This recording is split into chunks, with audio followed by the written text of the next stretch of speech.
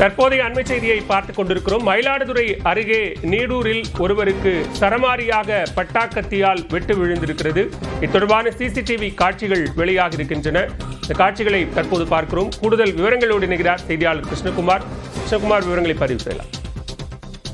மயிலாடுதுறை மாவட்டம் மயிலாடுதுறை அடுத்த நீடூர் மாதா கோவில் தெருவை சேர்ந்தவர் முகமது ஹாலிஸ் இன்று மதியம் தனது நண்பர்கள் இருவருடன் நீடூரில் ஒரு மரத்தடியில் அமர்ந்து பேசிக் கொண்டிருந்தார். அப்போது இருசக்கர வாகனத்தில் 2 மர்ம நபர்கள் அங்கு வந்தனர். அதில் வாகனத்தில் ஓட்டி சென்றவர் வாகனத்தை திருப்பி கொண்டு வந்து அதே நிறுத்தும் போது வாகனத்தில் அமர்ந்து வந்தவர் தன் கையில் மறைத்து வைத்திருந்த பட்டாக்கத்தியால் முகமது ஹாலிஸின் உடலில் பல இடங்களில் வெட்டினார். இதில் முகமது ஹாலிஸுக்கு முகம், கை போன்ற உள்ளிட்ட இடங்களில் 7 இடங்களில் பலத்த காயம் ஏற்பட்டது.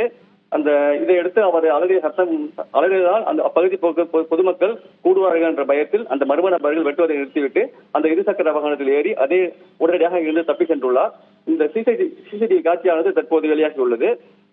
காயம்பட்ட முகமது ஹாலிஸ் மயிலாடுதுறை அரசு மருத்துவமனைக்கு சிகிச்சைக்காக வரவழைக்கப்பட்டு அங்கிருந்து மேல் சிகிச்சைக்காக கும்பகோணம் மருத்துவமனைக்கு கொண்டு செல்லப்பட்டுள்ளார்.